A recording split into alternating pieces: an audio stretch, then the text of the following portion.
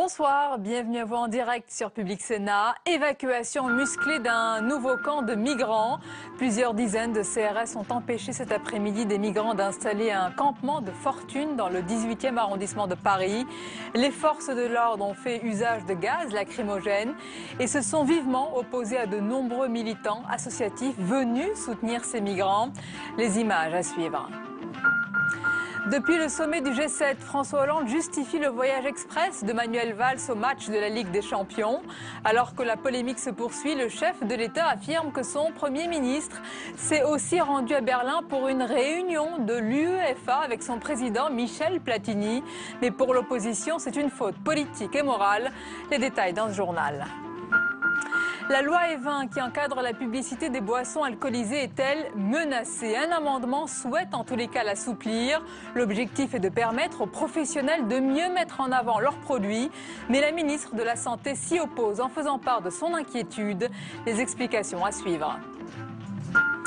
Enfin, on sait tout de lui. Premier résistant contre l'occupation allemande, fondateur de la Ve République, président de tous les Français. Mais que sait-on vraiment de l'homme Charles de Gaulle? Personnalité complexe et contrastée au caractère d'acier. On revient ce soir sur le destin d'un homme hors du commun avec Georges Ayache, auteur du Retour du général de Gaulle. Voilà pour le programme de votre 22h. Merci d'être en notre compagnie ce soir. Les élus de gauche se disent scandalisés par la méthode. Des dizaines de migrants ont été délogés, manu militari, par les forces de l'ordre dans le 18e arrondissement de Paris. Les CRS qui ont fait usage de gaz lacrymogène pour disperser le rassemblement de soutien aux migrants. Nous en parlerons tout à l'heure avec nos invités. Dans l'actualité également aujourd'hui, le gouvernement appelle à ne pas toucher à la loi E20 qui encadre la publicité pour l'alcool alors qu'un amendement glissé dans la loi Macron souhaite l'assouplir. La ministre de la Santé a fait part de son inquiétude. Flora Sauvage. Toute publicité directe ou indirecte pour des boissons alcooliques est interdite. Pourtant, cette interdiction fait l'objet de nombreuses exceptions. Si la publicité pour l'alcool est prohibée à la télévision et au cinéma, elle est autorisée dans la presse écrite, à la radio à certaines heures, sur Internet et même par voie d'affichage. Introduit dans la loi Macron, un amendement du sénateur Gérard César propose d'assouplir la législation en matière de publicité sur l'alcool. Un amendement qui est vu d'un mauvais œil par le père de la loi E20. La publicité aujourd'hui, elle est encadrée. L'amendement tel qu'il est rédigé va créer une très grande confusion parce que l'amendement veut définir ce qu'on entend par publicité. Et donc retient des critères qu'il sera très difficile au juge de pouvoir prendre en considération pour estimer que c'est ou non de la publicité. Et donc on va rentrer dans un flou qui va permettre de communiquer de n'importe quelle manière en faveur de l'alcool, quel qu'il soit. Actuellement, l'essentiel des restrictions concerne le contenu plus que le support. Ainsi, toute publicité doit s'accompagner de la mention « tout abus d'alcool est dangereux pour la santé ». Depuis 25 ans, la loi E20 est peu à peu détricotée. Les professionnels de la santé rappellent que l'alcool est la deuxième cause de mortalité en France, avec 49 000 décès par an. Ce lundi, la ministre de la Santé, Marisol Touraine, a appelé les parlementaires à ne pas changer la loi. La balle est maintenant dans le camp des députés, qui ont jusqu'à jeudi pour voter la loi Macron. Depuis le sommet du G7, François Hollande a justifié le voyage express de Manuel Valls au match de la Ligue des Champions. Alors que la polémique se poursuit, le chef de l'État affirme que son Premier ministre s'est aussi rendu à Berlin pour une réunion de l'UEFA avec son président Michel Platini. Rappelons que Manuel Valls avait quitté le congrès du PS pour se rendre à Berlin. Un congrès au bilan plutôt mitigé. On voit tout cela avec Paul Bouffard. Je suis persuadé que François est en train de vous entendre. Et ces applaudissements sont importants parce qu'il est un grand président de la République et parce que le pays doit le savoir. À la tribune, Manuel Valls joue la modestie. Il soulève la salle, mais pas pour lui. Standing ovation pour son président, François Hollande. À Poitiers, la ligne politique est claire. La ligne de Valls-Hollande est désormais celle du Parti socialiste. Il y a eu un vote massif qui a exprimé que le Parti socialiste, pour 3 ans, est sur une ligne sociale, démocrate. Les frondeurs, je déteste cette expression. Mes collègues emmenés par Christian Paul qui ont fait moins de 30%, je comprends qu'ils soient déçus d'avoir échoué dans cette quête d'exercer une majorité dans le Parti socialiste. Mais il faut être bon perdant aussi dans la vie. Minoritaires les frondeurs, mais dans la salle, comme un barreau d'honneur, la gauche du PS se fait applaudir. Acclamée par les mêmes militants qui ont salué Manuel Valls. Au premier rang du discours, Marie-Noëlle Lienemann reste vigilante. Il y a quand même l'extérieur qui doit nous interpeller. Ces sondages qui disent où les Français considèrent qu'on n'est même plus à parti de gauche. Bon, on est où alors et où on va? Bon, voilà. Donc je pense que c'est un risque. En tout cas, moi je ne participe pas de ces gens qui pensent que le progrès finit une fois que le Premier ministre a parlé. Et puis quelques heures avant la clôture, comme un grain de sable dans l'unité, la grenade Montebourg, auteur d'une tribune incendiaire contre la politique de ses anciens camarades. Peu importe pour Manuel Valls, trop facile de critiquer à distance. J'aurais aimé avoir la une avec Tsonga pour le match d'aujourd'hui. C'est dommage qu'on ne l'ait pas. Mais il faut célébrer des vainqueurs, pas ceux qui regardent vers le passé. Hier à Poitiers, on sentait bien l'unité de façade. Confirmation sur la photo de famille, des absents, Martine Aubry, Benoît Hamon, où les 30% de frondeurs du parti n'ont pas posé sur le cliché. La suite du 22h, dans un instant, c'est le grand décryptage de l'actualité avec nos invités à suivre. Mais d'abord, le rappel des principales informations en France et dans le monde. C'est le tour de l'info. Il est signé ce soir, Agathe Pécastin.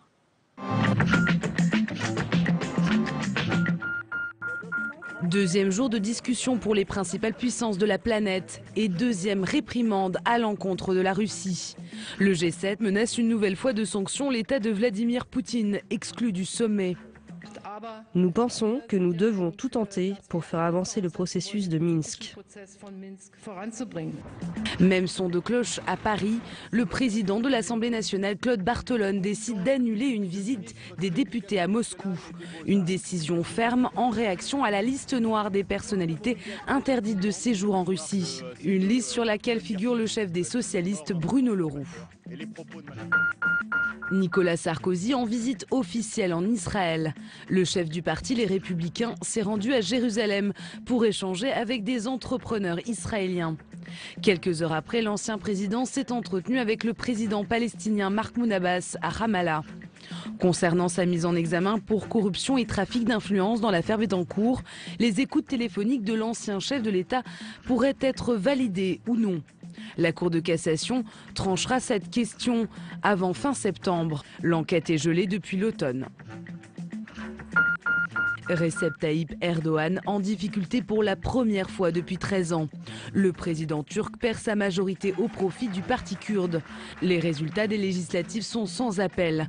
Le parti indépendant récolte 13% des voix, soit 79 députés. Désormais, plusieurs scénarios semblent possibles. Un gouvernement de coalition pourrait être créé. Uber dans le collimateur des taxis régionaux. L'entreprise de VTC débarque à Nantes, Strasbourg et Marseille. Le géant américain mise sur son offre à prix cassé de chauffeurs non professionnels, Uber Pop. Une concurrence déloyale pour les taxis marseillais.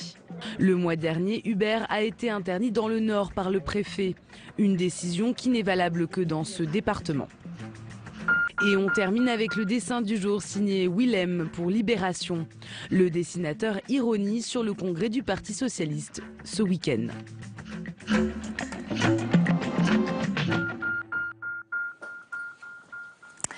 Le décryptage du lundi soir, nous le consacrons à 3 grands thèmes et vous pouvez réagir comme d'habitude via le hashtag le 22h. Voici nos thèmes. Gaz lacrymogène et échauffourée, l'évacuation musclée de migrants par les CRS dans le 18e arrondissement de Paris a suscité indignation à gauche. De nombreux élus dénoncent la violence avec laquelle les forces de l'ordre ont procédé. On en parle. La situation économique au centre de toutes les attentions et de toutes les critiques aussi. Quelles conséquences aura la tribune au vitriol du duo Arnaud Montebourg-Mathieu Pigasse? Analyse à suivre. Enfin, réflexion plus générale ce soir sur notre panorama politique, sur les débats en cours et les hommes et les femmes qui l'animent. Pour cela, un retour dans le passé s'impose. Les leçons de l'histoire sont importantes. On va parler de celui qui avait dit « Je suis un homme qui n'appartient à personne et qui appartient à tout le monde », de Gaulle. Avec ce livre, Le retour du général de Gaulle, 1946-1958 aux éditions Perrin. Et son auteur nous accompagne accompagne ce soir. Georges Ayache, bonsoir. Bonsoir. Et bienvenue, vous êtes politologue, diplomate également, historien de formation. Vous êtes également l'auteur de nombreux ouvrages historiques. Merci de nous accompagner. Avec nous également Jérôme Sainte-Marie, bonsoir. Bonsoir. Président de l'Institut de sondage et de conseil Polling Vox. Et nous accompagne notre chroniqueur Jean-Louis Gombault. Bonsoir Jean-Louis. Bonsoir Sonia. Alors messieurs, l'actualité d'abord ce soir, gaz lacrymogène et échauffourée, une évacuation musclée pour empêcher des migrants d'installer un campement de fortune dans le 18e arrondissement de Paris. Les élus de gauche dénoncent la violence de cette évacuation décidée, rappelons-le évidemment, par le préfet et le pouvoir. Jean-Louis Gombault, le sujet, rappelons-le, est éminemment sensible, délicat et explosif. Ça rappelle un petit peu, vous vous rappelez, l'expulsion de l'église Saint-Bernard. À l'époque, c'était 97, c'était Jean-Louis Debré qui était ministre de l'Intérieur. Le gouvernement d'Alain Juppé. Et là, 20 ans plus tard, pratiquement 20 ans plus tard, alors il n'y a pas d'enfants, évidemment. Il n'y a pas d'église non plus, ce qui permet de faciliter un petit peu les choses. Mais on est là devant un problème. On avait généralement l'abcès de Calais, qui avait été un problème. Et là, on a d'autres abcès, apparemment, qui sont en train de se former. Il faut bien comprendre que ces gens dispersés, il y a un instinct grégaire. Les seules personnes qu'ils connaissent ici, ce sont les gens qui ont connu les mêmes aventures, mésaventures, voire tortures au cours du chemin. Pour l'instant, on est simplement devant un problème strictement humanitaire. Je le répète souvent ici, pour l'instant, ce n'est pas un véritable problème économique, social important. Mais ça va le devenir.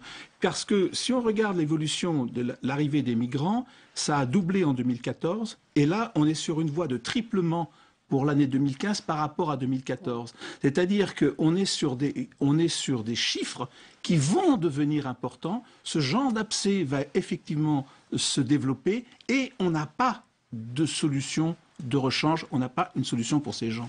Et quelle est la réaction des Français, Jérôme Sainte-Marie? Certains, comme Jean-Luc Gombault, font le parallèle avec l'évacuation en 1997 de l'église Saint-Bernard. Il y avait eu alors, souvenons-nous, beaucoup de manifestations avec beaucoup de monde qui ont rassemblé des dizaines de milliers de personnes contre la politique du gouvernement de l'époque.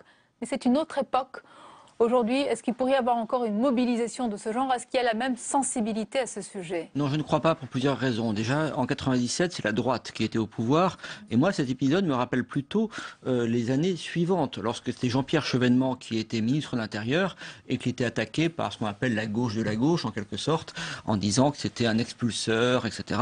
Et il y avait une fracture au sein de la gauche. Et là, c'est bien de nouveau une fracture au sein de la gauche. On sait que Manuel Valls, par certains côtés, apprécie et est apprécié par Jean-Pierre Chevènement, c'est le côté Clémenceau, et dresse contre lui cette gauche de la gauche, cette gauche alternative. Il faut dire les choses clairement, cette gauche alternative est de plus minoritaire que jamais dans l'opinion sur ce sujet. On a vu différents sondages qui ont eu lieu notamment par rapport à ce qui se passe dans le sud de l'Italie, à l'arrivée des bateaux avec des migrants qui fuient la misère, la violence, tout cela, mais tout le monde est d'accord, mais c'est quelque chose qui effraie progressivement les Européens en général et les Français aussi. Donc c'est quelque chose qui, à mon avis, se rejoue effectivement 20 ans plus tard, mais dans des conditions très différentes. Et je crois que l'action des forces de l'ordre aujourd'hui est plutôt approuvée. Il faudra voir dans le détail, mais il n'y a pas tellement d'écoute, tellement d'audience pour les protestations humanitaires par rapport à cela aujourd'hui. Georges Ayache, c'est votre avis. Quel est votre regard? Ce sont des situations différentes, une autre époque et une autre sensibilité vis-à-vis de ce sujet? C'est une autre époque parce qu'il s'est créé un gouffre qualitatif entre les années 90 et maintenant. Ça paraît à la fois proche, mais en fait très éloigné dans la manière dont les gens, dont les mentalités collectives réagissent vis-à-vis de ce genre de phénomène. Effectivement, on pouvait être ému il y a 25 ans sur ce genre de manifestations. Maintenant, ça s'est banalisé.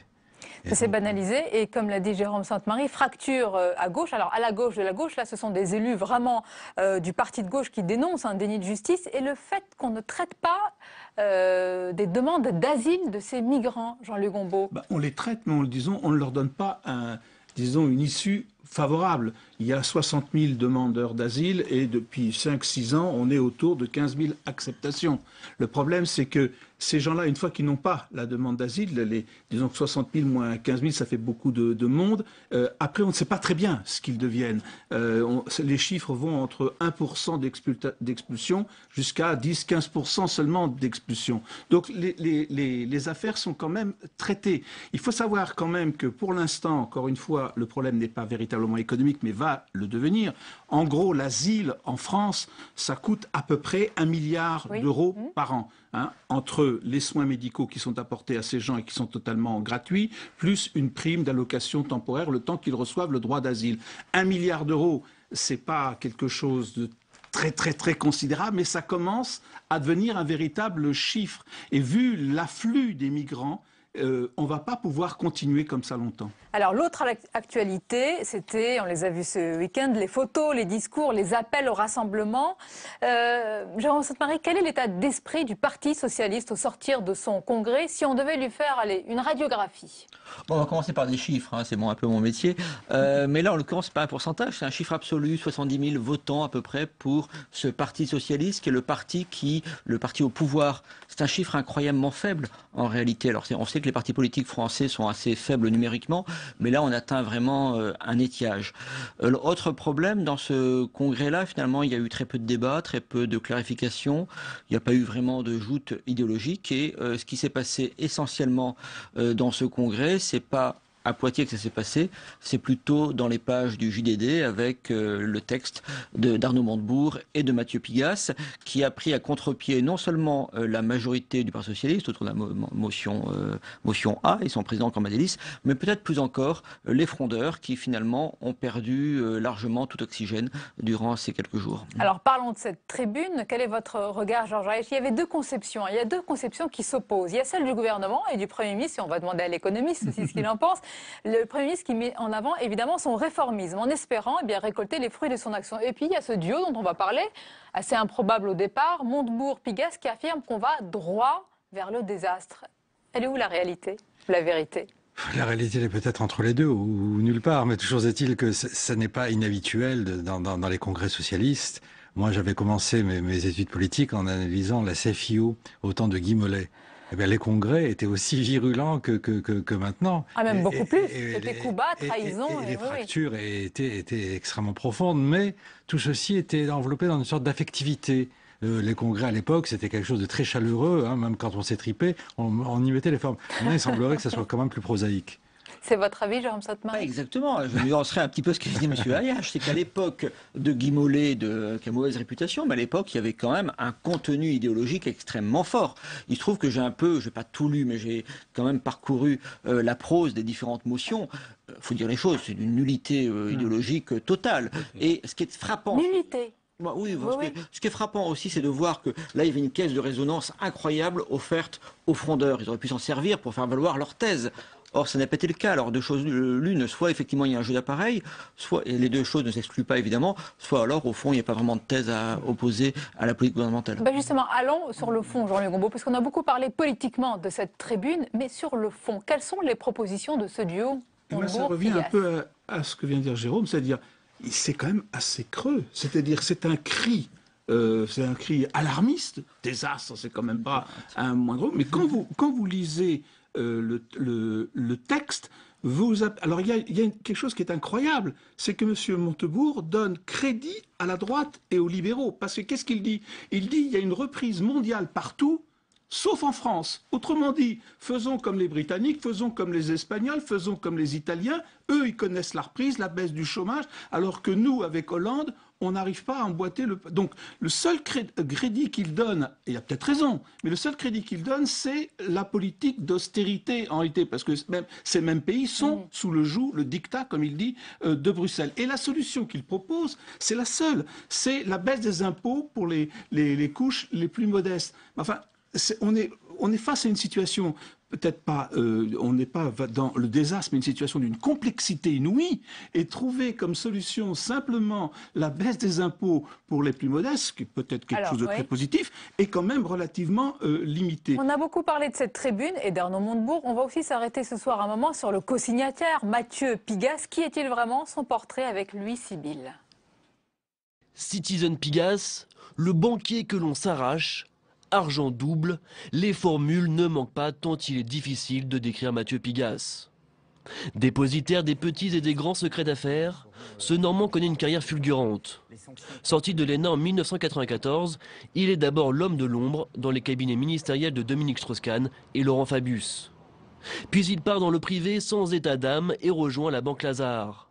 et s'occupe des meilleurs dossiers. La vente du PSG, c'est lui. La fusion de GDF Suez, encore lui. La renégociation de la dette de l'État argentin, toujours lui. Une obsession, être dans les coulisses de tout, plus ou moins à visage découvert.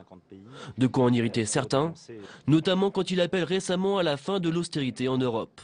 Il est banquier d'affaires, il est conseiller de la Grèce aujourd'hui, comme il était d'ailleurs conseiller de la Grèce il y a 5 ans, on en voit les résultats, et voilà, et il fait son métier.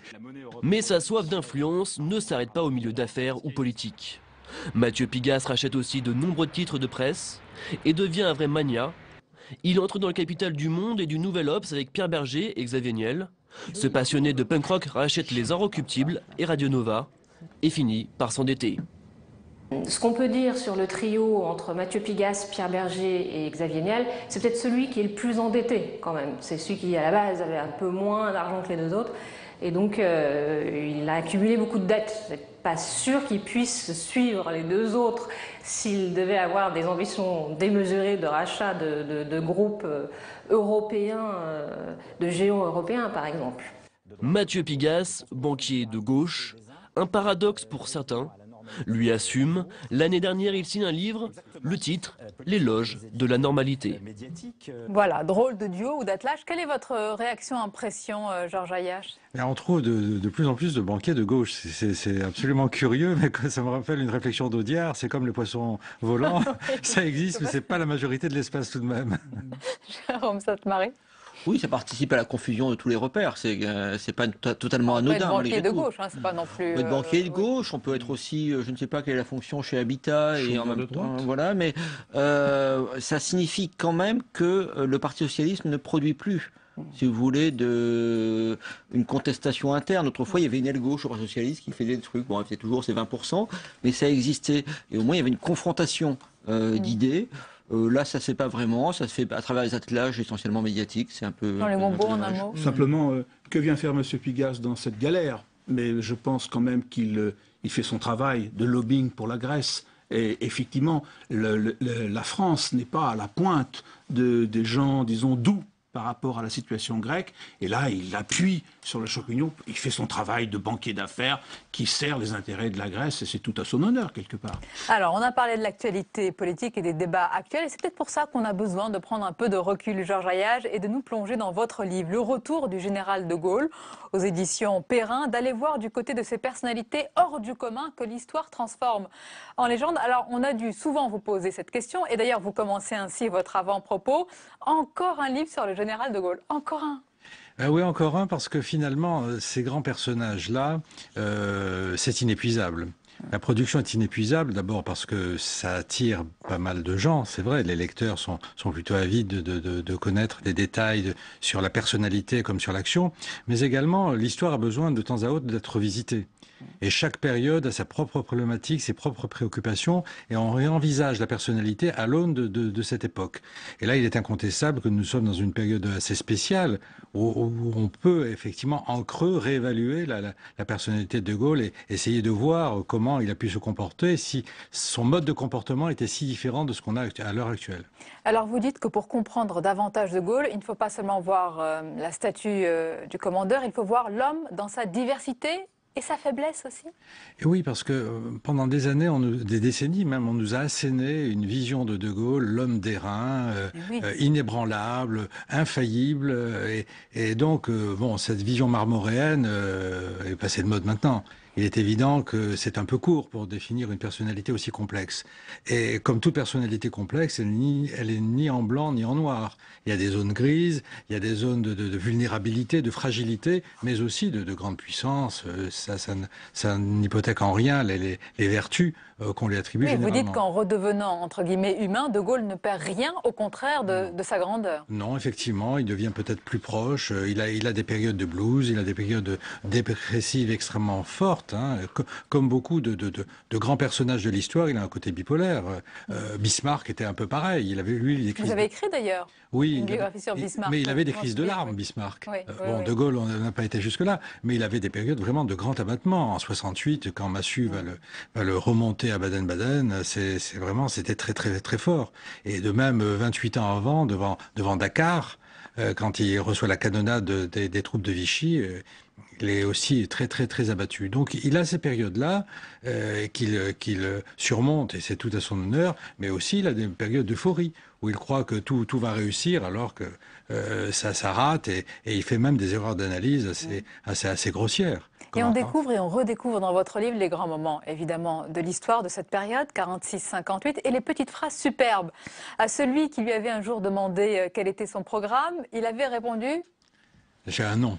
De Gaulle n'a pas de programme, n'a pas besoin de programme, il a un nom. Il a un nom. Effectivement, il en a beaucoup joué. C'est vrai que pendant longtemps, on a pu se demander durant ces 12 ans d'opposition quel était son programme. On a pu se demander aussi quelle était sa politique vis-à-vis de l'Indochine ou de l'Algérie. Oui. Donc on s'est posé la question, il entretenait le mystère, fidèle à la fameuse maxime sur laquelle on ne sort de l'ambiguïté qu'à son détriment. Il s'est bien gardé d'en sortir.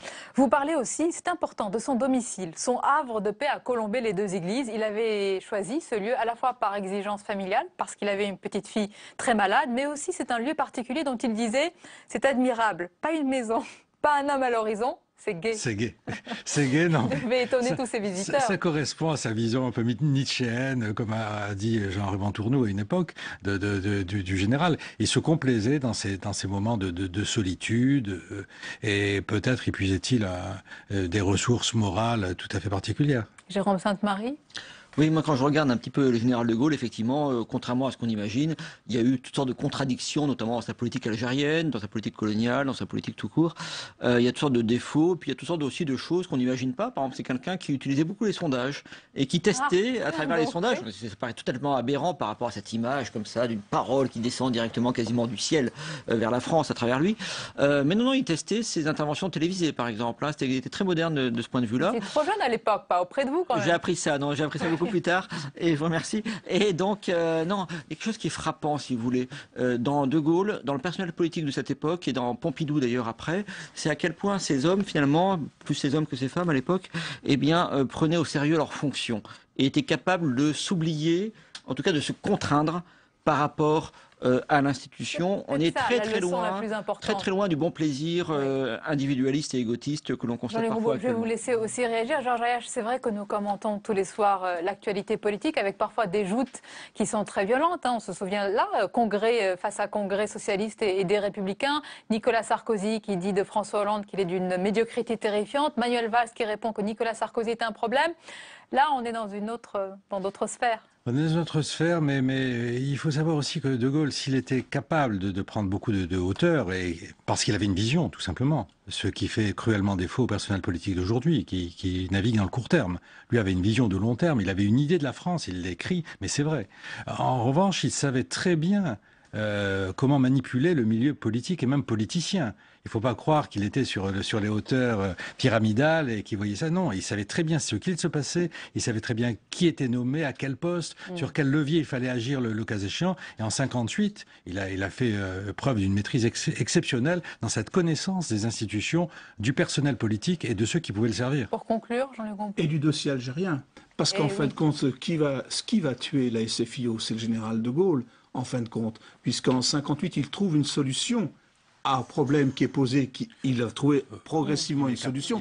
Il a mis 4 ans, mais il a fini par le trouver. Non, mais ce que je veux dire... La guerre dure plus longtemps avec lui qu'avant lui. Oui, d'accord, mais enfin, il l'interrompt. Il y met un terme, il trouve une solution, à terme en 62, bien entendu. Mais ce que je veux dire, c'est qu'aujourd'hui, le PS est plongé dans une crise terrible dont il n'arrive pas à trouver la solution, qui quelque part ressemble un peu au défi. Pour découvrir ou redécouvrir l'homme, le retour du général de Gaulle, 1946-1958 aux éditions Perrin. C'est un plaisir de vous recevoir, Georges Ayache. Et je crois qu'il y aura une suite, peut-être même une trilogie, donc vous aurez l'occasion de revenir. J'espère bien. Merci à vous. Merci Jean-Luc Gompot et Jérôme Sainte-Marie. On arrive à la fin de ce 22h. Merci de votre fidélité. Tout de suite, votre soirée documentaire avec le film intitulé « Quand les entreprises jouent à cache-cache sur l'optimisation fiscale ». Belle et douce soirée. À demain avec plaisir.